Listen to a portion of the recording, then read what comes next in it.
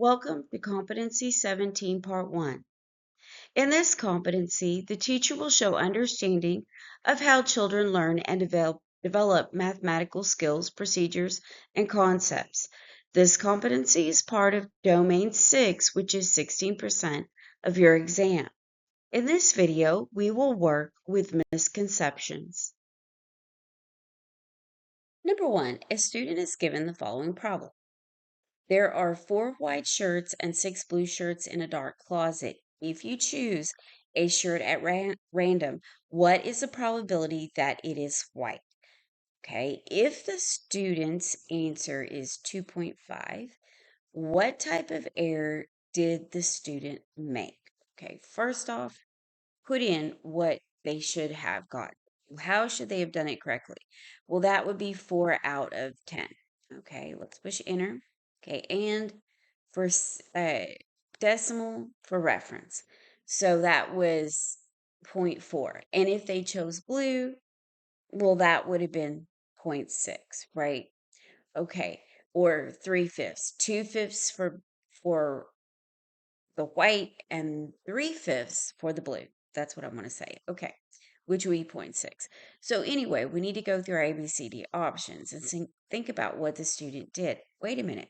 What did the student do? I'm noticing something. What if the student chose the reciprocal, 5/2?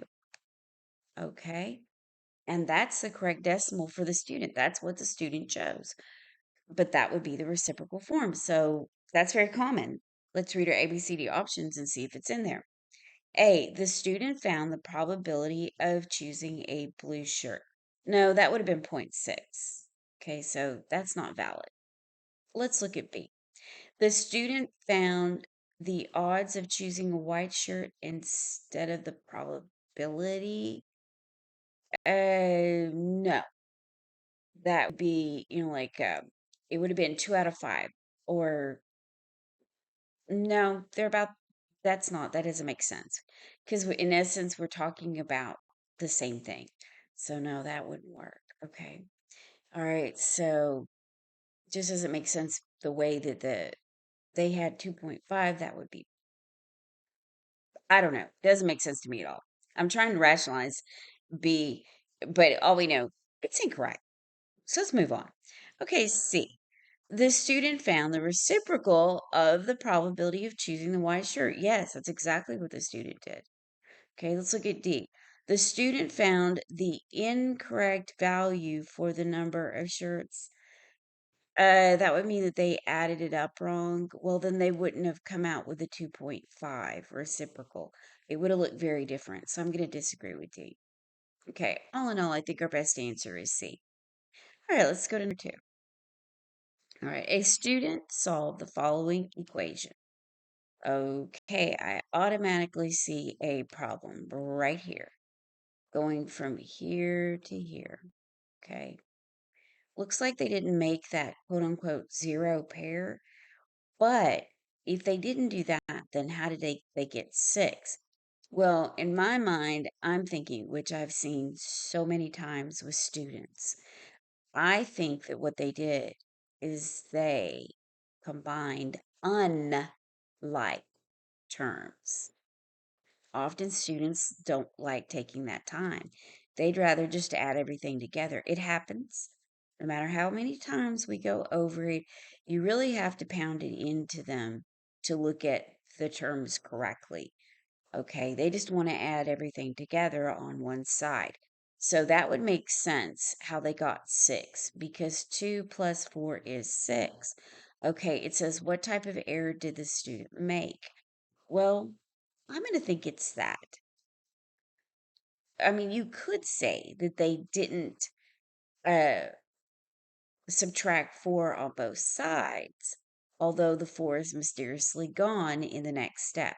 So let's read our options. The student multiplied the equation by 3. Oh, that did not happen. Absolutely not. Okay. B, the student has combined unlike terms.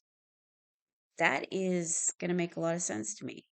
Well, let's look at C. The student created a zero pair with 4 on the left side only, no, then we would have a 2 instead of a 6.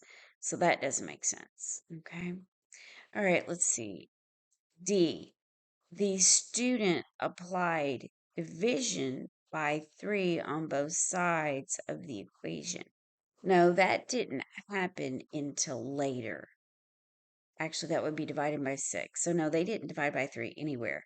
Okay, so that doesn't make sense either. So, we are left with option D, which absolutely does make sense. Okay, let's go to number 3.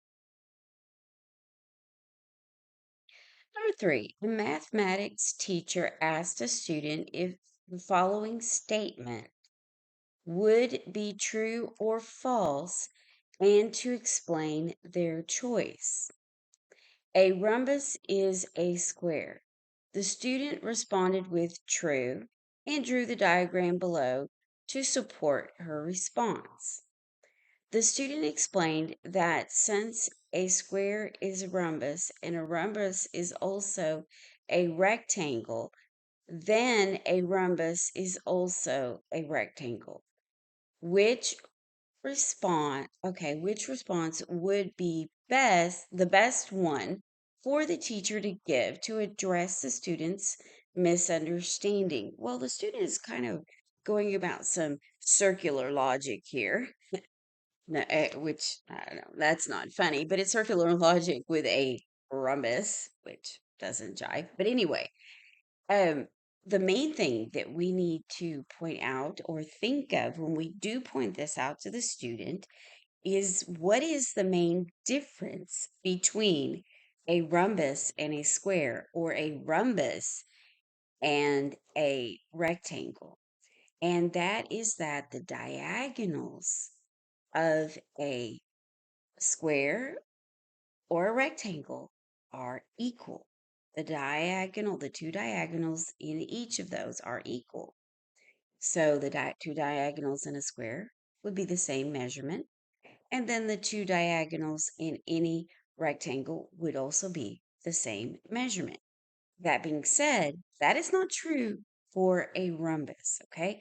So let's read through these options and see what we get. Show the student an example that is a rhombus but not a rectangle to illustrate that the statement it is not always true. Okay, I like that one. I'm going to underline it. Why? Because when you show them that in illustration, you will also be showing them that the diagonals within a rhombus would not be equal. Okay? Now let's look at B. Suggest to the student that she should stay after school for tutoring since she does not understand the concept. Okay? First off, that is a negative thought. The student would see that negatively. That is not a positive way to support a student. Oh, I'm going to punish you by making you stay after school because you don't know how to do this. Okay, that we don't do that. That's not the time to suggest that a student stays after. That's just, there's no reason when you could quickly draw a picture. Okay. All right. So that always look for those negative suggestions. And now let's look at C.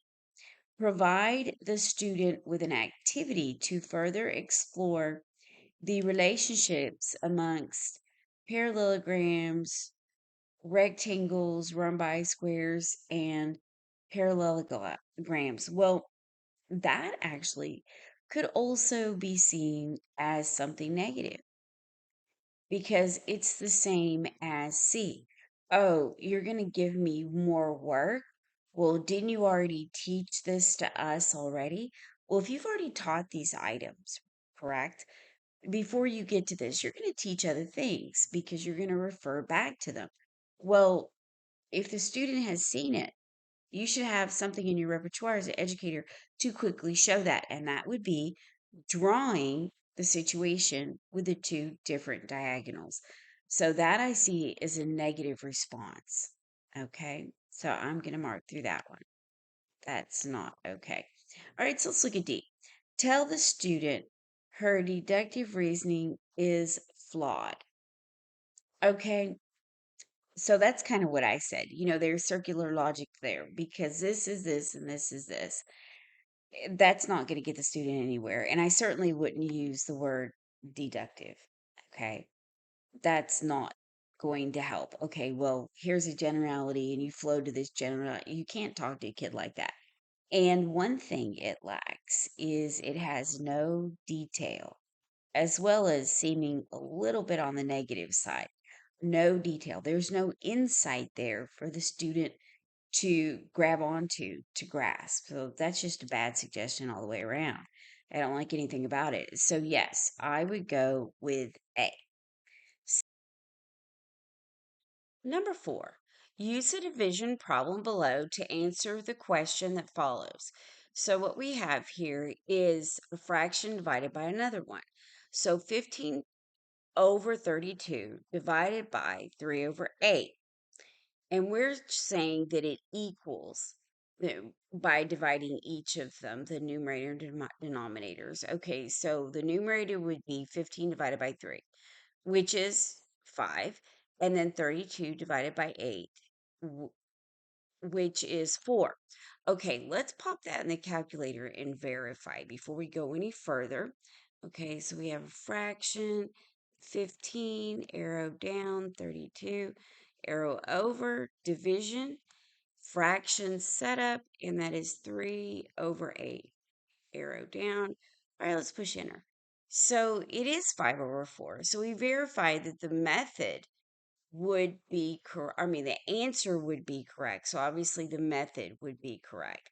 And we can even do it another way. We can set up the fraction and say 15 divided by 3 and then over 32 divided by 8. Push enter again. Same thing. Well, let's keep reading and see what the question actually is. A student in a mathematics class, wants to know whether the method above for dividing fractions is correct. Of the following, which is the best teacher response to the student? Okay, now we have proven that the method does work, but there's got to be a glitch in why we don't always teach this, okay? So let's look at A. It is an incorrect method. Well, no, that's not true. B says it's a correct method, so obviously we're going to have to examine it. But let's look at C and D. Well, they both say it's an incorrect method. Well, I disagree. Now, B says it's correct, but it does not always yield an answer in its simplest form. So I do agree with that. I've actually found numbers that I could use and divided it by and played around with it and found out that it's a good method, but you still have to keep simplifying. If the question asked for a reduced or to its simplest form. All right, now let's look at number 5. In your class states the following. The sum of 3 different proper fractions is always at least 1. Okay, well, what they're saying is that when you take 3 proper fractions, not improper, proper, that means that the numerator is smaller than the denominator. You add them all up, they're always going to be 1 or greater. And that is just not true. There is no way that's true. Which of the following is a counterexample that you could show the student that his that you could use to show the student that his claim is incorrect? Well, you literally need to put all these in your calculator, add them up. Now, you might be able to see it really quick, but let's go ahead and write these out and see who's greater than 1, and there is one equal than 1, equal to 1, there's a 2 greater, and one that is less than 1. So let's go ahead and set this up. So fraction, I have 3 over 7, arrow over and add, fraction again, 1 over 2, and add another fraction, and that would be 1/5. Let's push enter. Well, you may not see it right away, but that is greater than 1. Okay, so that one is greater than 1. So that's not a counterexample. So that's not what we want. Okay, to make things easier, I'm going to go up, capture the last problem that I entered, and then I'll arrow over. Let's see, I'm doing B. Let's do B. That's 10, and then I'm going to arrow over. The numerator is 1. The denominator is fine. So let's go to the first one. The denominator needs to be 8, and the numerator needs to be 1. So I'm going to type over. So I have 1/8, 1/2, and 1/10. Push enter. And as you can see, that is less than 1. So that's the counterexample that we're looking for. But let's do the others. I mean, we're not in the middle of a test right now, so let's go ahead and do the others and see what happens. And I'm looking at uh C, and that's the one that I think is going to be equal to 1. But let's pop in the calculator. Go up, capture the last one. So then I need 1/6. So I'm going to delete and then do a type over. Okay, and then I need a half. The second one, so instead of 8, I need 3. Now, when I type over like this, always, when you do this, always go back and double check. Okay, I like it, press enter, and it is equal to 1. Yeah, that one was really suspicious because you have 2/6, and then you have 3/6. And well, no, I'm not saying that right. But anyway, I was like, wait a second, you are so not saying that right. That would be, yeah, 2/6, and then 3/6, and that would be 5/6. Yeah, that'd be 6/6. I was saying it correctly. Okay, I'm trying to do it in my head, and the truth is, we've done it in the calculator. You shouldn't bother, right? No, don't bother. Don't waste your time. Right now, we can waste time. We're not taking a test, but during a test, just type in what you need to do real quick, double check that you did it correctly, and move on. Okay. And shortcuts on the calculator are acceptable in those cases because you're not trying to win an award for perfection. You're trying to be as accurate as you can and get done with the test and save as much time. Okay, looks like I have half, a fourth, and 2/5 and enter. And that is greater than 1. Okay, there we go. So that verifies that the option we needed was B because it's the one counter example showing that, yeah, there are sums of 3 proper fractions that are less than 1, but we already knew that, right? It's just a matter of finding the one that works. Okay, this is the last question in this video. Once again, thank you for watching the videos. I hope that at least some of you find them helpful, and somewhere along the line, you you gain confidence, and you know you actually like them. Some people are stating that they do and that they are helpful, and thank you everyone for those comments. And kudos to you for liking, subscribing, and sharing us.